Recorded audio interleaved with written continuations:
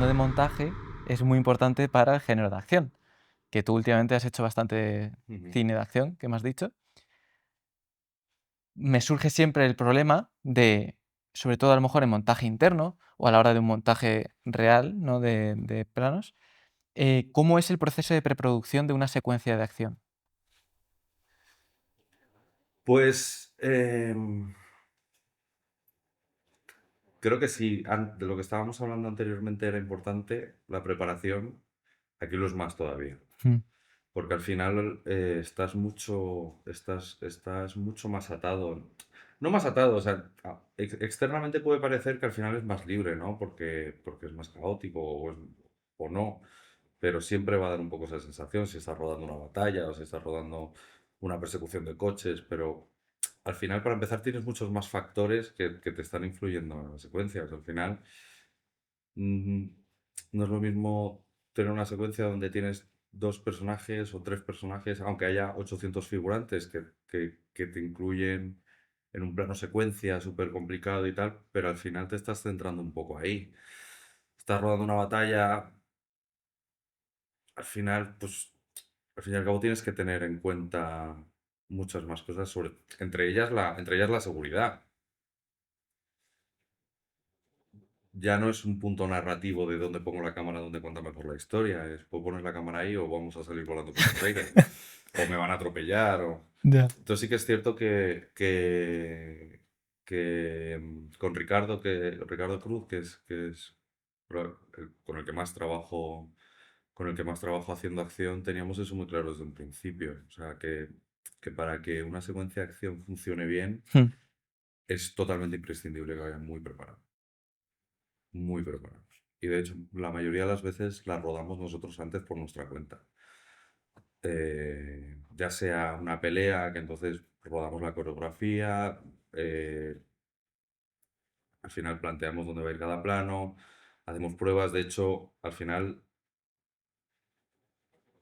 creamos un poco, o sea, la coreografía se crea alrededor, no alrededor, pero sí se crea contando con que hay una cámara ahí en medio. Pues al final, una cosa que observamos fue que muchas veces lo que ocurre es que, por un lado, igual los especialistas preparan su batalla, ¿no? Y de repente llega el día del rodaje y plantan dos cámaras en mitad de esa batalla. Entonces, las distancias ya no son las mismas, los espacios no son los mismos, los tiempos no son los mismos. Igual tienes dos personas matándose en un sitio que nadie lo está rodando, porque está ya. rodando esto otro que está ocurriendo a la vez. Entonces, ahí es muy importante organizar los tiempos, organizar, ¿no? Creo que esa preparación que, que hacemos ayuda mucho a que eso gane, a que esa batalla gane, ya no estar perdiendo tiempo, no estar perdiendo recursos y que todo lo que se prepare para que se vea, al final se vea en cuadro. Y ya te digo, o sea, esto vale para una batalla, vale para una pelea en un bar o vale para una persecución de coches con explosiones. Al final, esa preparación te crea o sea, te da un soporte narrativo a la secuencia que la ensalza bastante. Entonces, sí que es cierto que por otro lado, también nos crea esa red que te comentaba antes de luego llegamos y vale, esto era un poco lo que teníamos pensado, pero igual de repente cojo la cámara, que empiece la batalla y me meto en medio y voy improvisando, pero también es verdad que eso puede ocurrir porque lo hemos ensayado con cámara, o sea, ya Ya. hemos visto todo, o yo o quien está operando la cámara sabe lo que va a ocurrir, sabe dónde está ocurriendo y sabe más o menos a dónde tiene que prestar atención, lo cual te hace no perderte nada o perderte la menor cantidad de cosas posible. Claro, porque en la preparación de una secuencia de acción, primero se ensaya lo que es la acción y después ya se piensa dónde se va a poner la cámara. ¿Entran los coreógrafos primero? Eh, Creo que en ocasiones sí, pero es verdad que, por ejemplo, como nosotros lo llevamos haciendo últimamente, Depende también un poco de la localización. Hay localizaciones que te permiten eso, ¿no? Hacer una primera coreografía, Mm, luego ver un poco dónde poner la cámara y entonces ya se ajusta esa coreografía, se ajustan distancias, se ajustan tiempos y se ajusta todo. Pero hay localizaciones que no, hay localizaciones que no, no, es que esto tiene que ocurrir ahí, no allí detrás, porque allí detrás no me funciona porque quiero mover la barra del bar en vez de la tragaperras, yo qué sé. ya, Entonces al final creo que lo que ocurre siempre, sea acción o no sea acción, es que los factores siempre cambian. Que creo que es algo que también es bonito y es interesante, que es un poco lo que mantiene la frescura entre una secuencia y otra y entre un proyecto y otro. Que cada secuencia, cada proyecto eh, cambien todos los factores o casi todos y vayan fluctuando y lo que en el proyecto anterior prácticamente no había que prestarle atención porque era algo que o tenía menos importancia o simplemente ocurría más natural. En este proyecto de repente es al revés, que lo que era nuestra obsesión en el proyecto anterior, aquí va un poco solo o no precisa tanta atención. Y creo que eso es lo que un poco nos engancha a esto, la novedad en cada proyecto sí, totalmente. y los nuevos retos. Sí. Siempre hay que estar aceptando nuevos retos, ¿no? Ujú. Genial. Y entiendo que las principales limitaciones que te puedes encontrar a la hora de rodar una secuencia de acción son la seguridad y también valorar que lo importante es la acción en sí, ¿no? Y no la cámara. Es decir, no interrumpir a los actores como es de a lo mejor una pelea, me imagino, pues no estar, no invadir tanto, dejarles más libertad.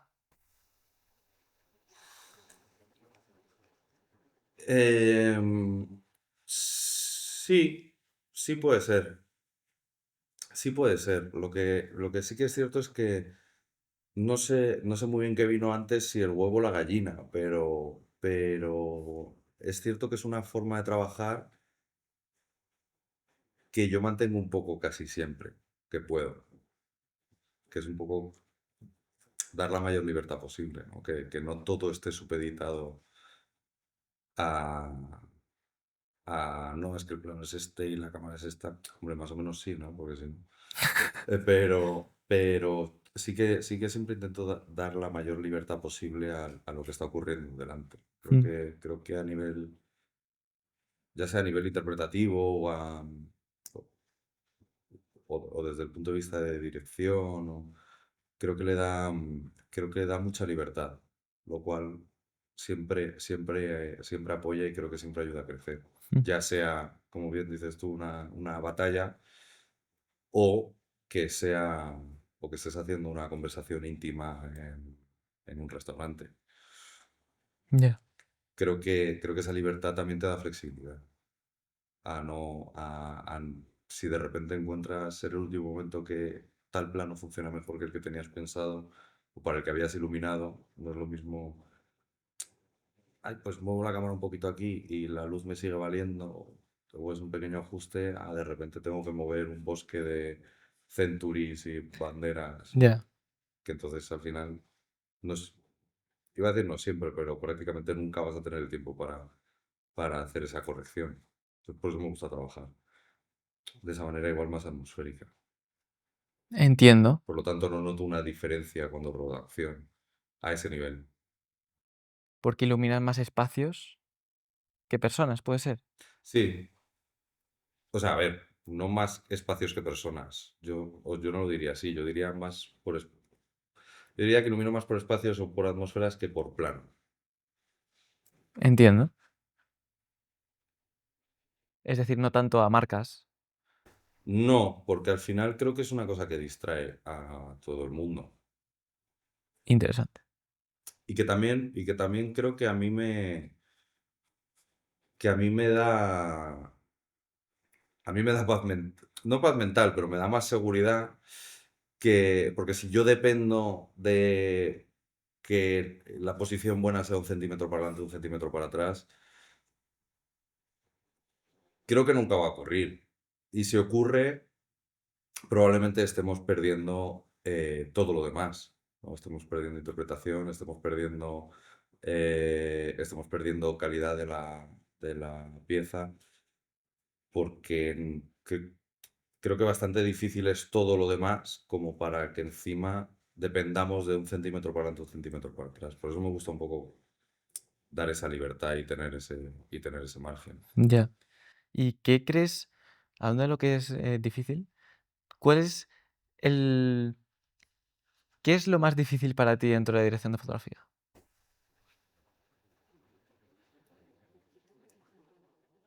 Hmm.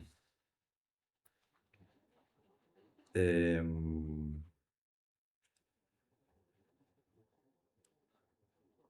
probablemente yo creo que es la comunicación.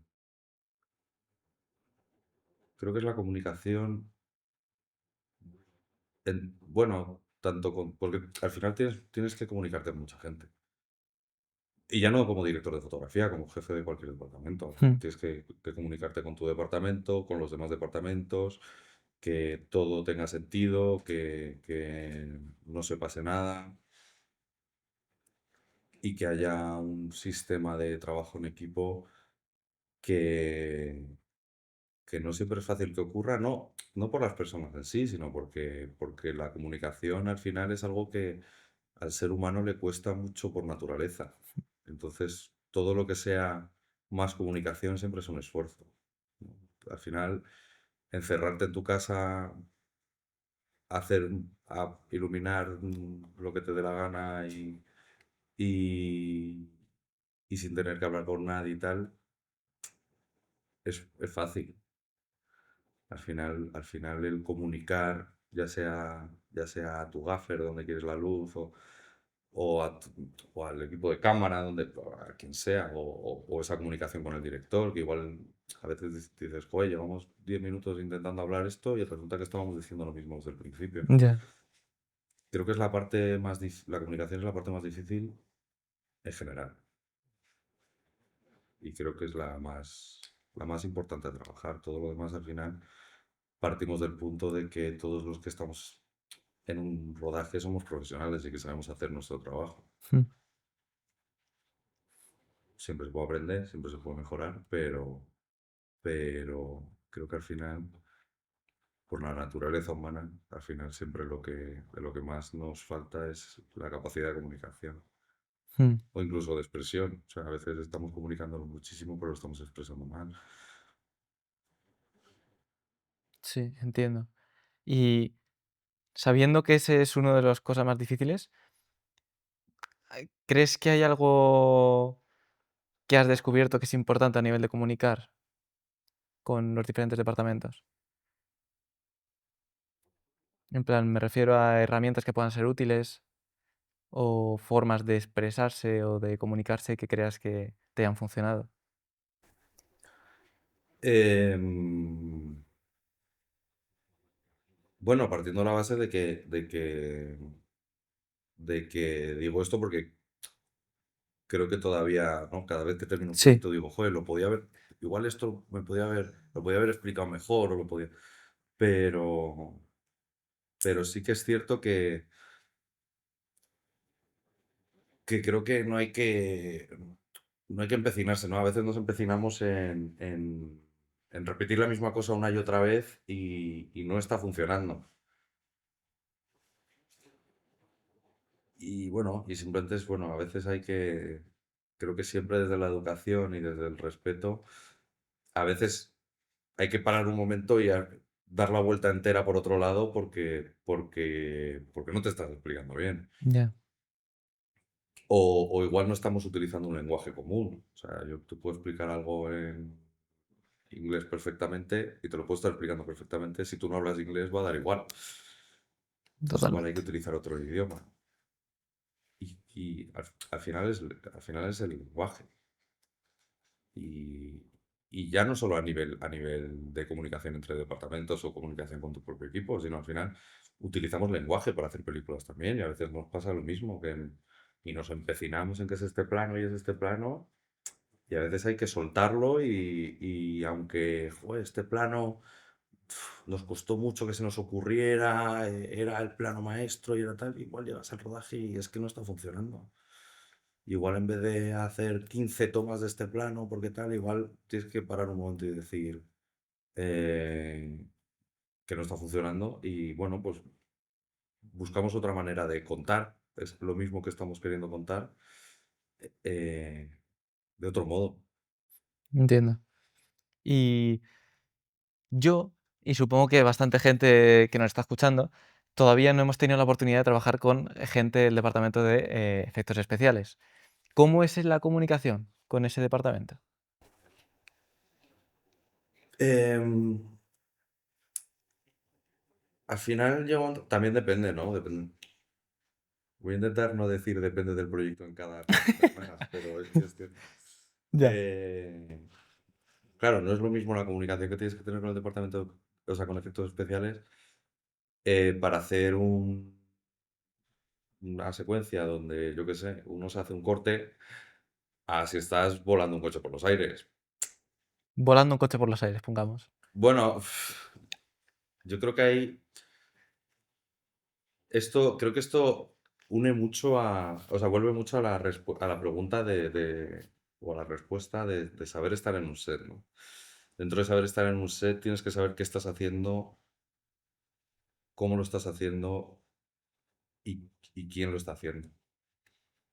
Al final, si tú estás rodando una secuencia que está volando un coche por los aires, por un tema de seguridad, por un tema y por un tema de que salga bien lo que estás rodando, al final creo que esa comunicación, tanto con efectos como con especialistas, tiene que ser total. Incluso muchas veces hasta rozando lo sumiso. Al final son ellos los que van a volar el coche por los aires. Igual va un tío dentro de ese coche. Entonces, ese tío me dice que va a volcar el coche de tal manera y va a dar 4 vueltas de campana en el aire. No voy a ser yo quien le diga Que de tres, ¿no? que, claro, o que caiga un poquito más aquí. Lo puedes decir y alguna vez se te escapa, ¿no? Te sale de dentro y podrías caer un poco más para acá y te miran con cara de que si eres imbécil, Ya. con toda la razón del mundo. Y al final con efectos especiales es un poco lo mismo. Yo creo que esa comunicación tiene que ser total. Sobre todo al final, si tú estás con la cámara ahí en medio, por un tema aunque sea por egoísmo y por interés propio, ¿no? O sea, si te dicen que no te puedes poner aquí, no te puedes poner aquí. Ya. Te puedes poner como tú quieras, pero igual el que sale volando eres tú. Entonces, sí que creo que al final esa, ese diálogo entre dirección, eh, efectos y especialistas junto con fotografía en esa situación en concreto en la que me estás Sí. diciendo, creo creo que es imprescindible. Al final, al final, si no, no funciona. Pero ellos son los primeros que dicen: "Vamos a hacer esto y estas son las limitaciones que hay, por seguridad".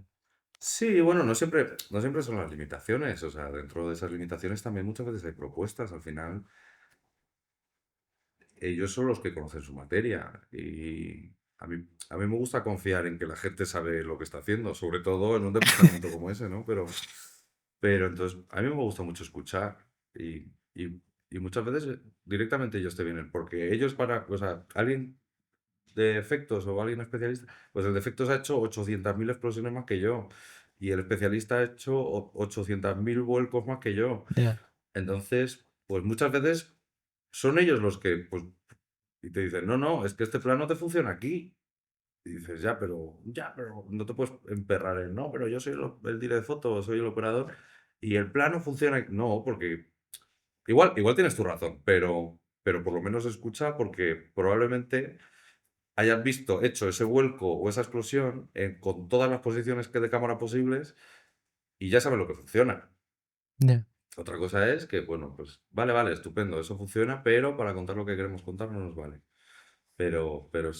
Al final yo creo que eh, la, o sea, no quiero ser reiterativo, pero es que esa comunicación y ese diálogo es imprescindible, entre todos los departamentos, ¿eh? O sea, estamos un poco centrándonos en efectos Sí, y en especialistas porque ha sacado el tema del coche volando, pero creo que es un poco imprescindible ese diálogo entre absolutamente todos los departamentos y de una forma eh, como si fuera una red al final, ¿no? entiendo. Y pasando un poquillo más a aspecto técnico, dentro del mundo de acción, me llama mucho la atención el tema de los FPS, ¿no? De todo el motion blur que puede haber dentro de una escena de acción. Supongo que es una cosa que es bastante importante cuando vas a planear una escena, ¿verdad? ¿Cómo evalúas qué motion blur quieres en una escena? Em, bueno, aquí hay muchos factores, ¿no? O sea, ya no... También influye mucho bueno, qué proyecto estás rodando, cómo están rodando el proyecto, eh, cuál es la narrativa del proyecto. Me gusta mucho centrarme mucho en la narrativa del proyecto porque para mí es lo más importante de lo que estamos haciendo. Pero bueno, luego una vez has pasado esa, no lo quiero llamar barrera, pero porque tiene un poco una connotación negativa, ¿no? Hmm, Pero, pero sí, una vez has pasado esa barrera de averiguar, porque igual de repente te dicen, no, no, o sea, no quiero que juguéis en ningún momento con velocidades de obturación o con alta velocidad o con nada, entonces pues ya está, decisión tomada. No te has ahorrado la preocupación antes de tener el problema. ya. Em, a veces te da más libertad, pues bueno, también es un poco la conversación con el director. Al final, una secuencia de acción no dista mucho de hacer una segunda unidad para un proyecto, que sea más, pues, que sea una conversación, o que pues eso, vas a hacer una segunda unidad para un proyecto y al final lo que tienes que hacer es que no se note que esta segunda unidad la ha hecho otra gente. Hmm, Entonces, bueno, pues dependes mucho de eso, al final. Y el que tiene la última palabra también es un poco pues, el director de esta segunda unidad. Que, pues bueno, pues si de repente quiere rodar a alta velocidad y, y han dicho que no, pues bueno, pues tú lo haces saber. Oye, que a mí me han comentado que no querían, pero bueno, ya. también es un poco, no es algo que te delimite demasiado, ¿no? Siempre puedes volver. Pero sí, bueno, y temas de obturación es un poco la misma respuesta. Y la principal característica que tú necesitas en una cámara cuando grabas este tipo de escenas es eso, la obturación. ¿A qué te refieres con la principal característica que necesito?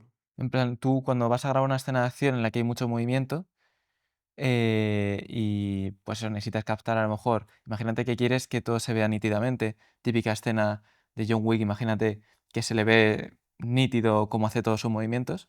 Supongo que, ¿cuáles son esos factores que tú necesitas en una cámara para grabar ese tipo de escenas?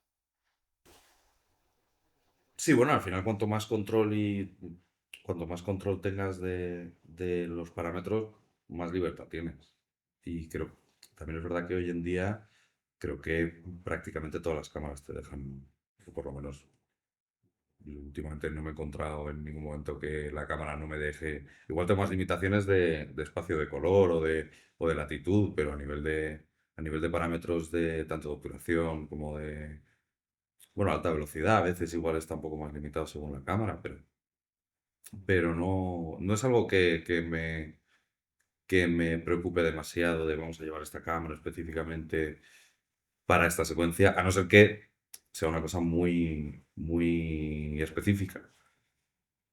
Al final, bueno, sí que es verdad que siempre está bien, con lo que estés rodando, que por lo general suele ser lo mismo que estén rodando en la unidad principal. Sí, sí, pero es verdad que, bueno, eh, a mí me gusta llevar una cámara más pequeña, algo que sea más manejable para según qué situaciones, ¿no? O que puedas poner en sitios más peligrosos y que y que si pues, alguien se llevara esa cámara por delante no sea un drama a nivel presupuestario. ¿Te ha pasado eso alguna vez?